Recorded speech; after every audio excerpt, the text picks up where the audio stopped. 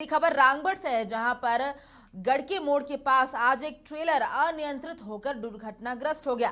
Trailer की गति इतनी तेज थी कि वह लगभग 30 फुट पहाड़ पर चढ़ गया।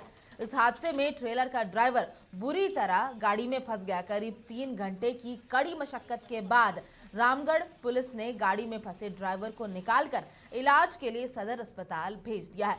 गौरतलब है कि गड़के मोड़ को ब्लैक स्पॉट के रूप में भी चिन्हित किया गया है, जहां लगभग हर दिन वाहन दुर्घटना होती रहती है। और ये तस्वीरें हम आपको दिखा रहे हैं रामगढ़ की, जहां पर सुबह में ये बड़ी दुर्घटना हुई है और गड़के मोड़ के पास एक ट्रेलर अनियंत्रित होकर के दुर्घटनाग्रस्त हो गया है। आपको बता दें कि ट्रेलर की जो गति है वो इतनी तेज थी कि वो लगभग 30 फुट पहाड़ पर चढ़ गया था और जो ड्राइवर है ट्रेलर का वो भी इस हादसे में बुरी तरह फंस गया, जिसे 3 घंटे की कड़ी मशक्कत के बाद रामगढ़ पुलिस ने गाड़ी से बाहर निकाला और फिलहाल उसे इलाज के लिए सदर अस्पताल भेज दिया गया है।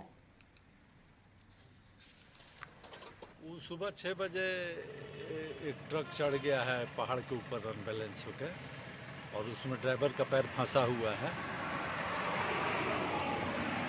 कितना देर हो गया है सर?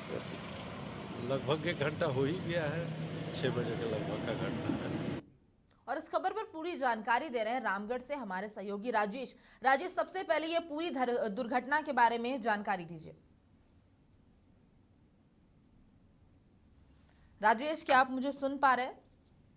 जी देखिए, जो जहां दुर्घटनाग्रस्त हुआ है और यह रामगढ़ जिले का चुट्टूपालू घाटी है, यह ब्लैक स्पॉट के रूप में चिन्हित है। घाटी में कई ऐसे स्थान हैं जहां पर लगातार दुर्घटना हो रही है, लेकिन एनएचआई की ओर से उन जगहों पर जो ब्लैक स्पॉट चिन्हित जगह हैं वहां दुर्घटना रोकने के लिए कोई ठोस कदम नहीं उठाए जा रहे हैं, जिसके कारण लगातार दुर्घटना हो रही है। पिछली बार भी जब दुर्घटना हुई थी जिसमें 4 लोगों की मौत हुई थी, उस समय रामगढ़ पुलिस द्वारा एनएचआई और मेंटेनेंस कंपनी के साथ साथ जो सड़क निर्माण कर रही कंपनी है उस पर एफआईआर भी किया गया है।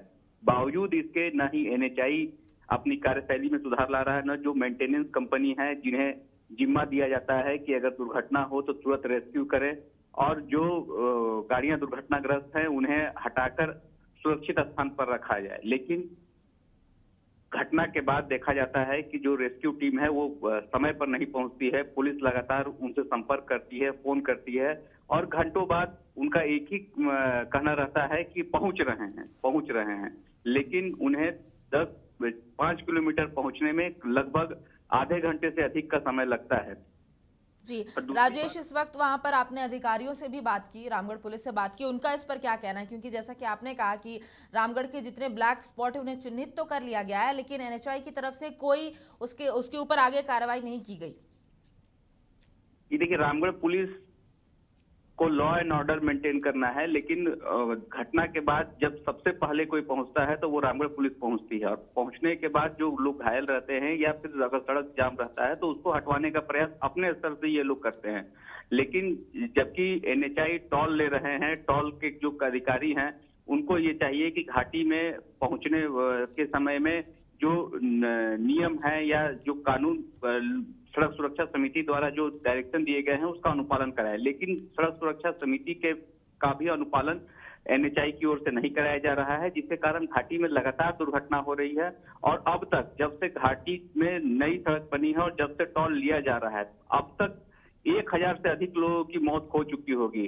हालांकि आंकड़े क्या बताएंगे ये तो बात की बात है, लेकिन हम लोग रिपोर्टिंग के दौरान देखते हैं कि लगातार वहां दुर्घटना हो रही है, मौतें हो रही है, लोग घायल हो रहे हैं, लेकिन खास जो ब्लैक स्पॉट के रूप में चिन्हित जगह है वहां पर दुर्घटना रोकने के लिए कोई ठोस कदम नहीं उठाए जा रहे हैं। बिल्कुल सही कहा आपने राजेश, और जिस तरीके से आपने आंकड़े बताए कि लगभग 1000 से ज्यादा जो है एक्सीडेंट्स हो गए हैं इस मामले में, लेकिन इसको कितनी गंभीरता से लेता है प्रशासन, ये खुद उन पर एक सवाल खड़ा हो रहा है।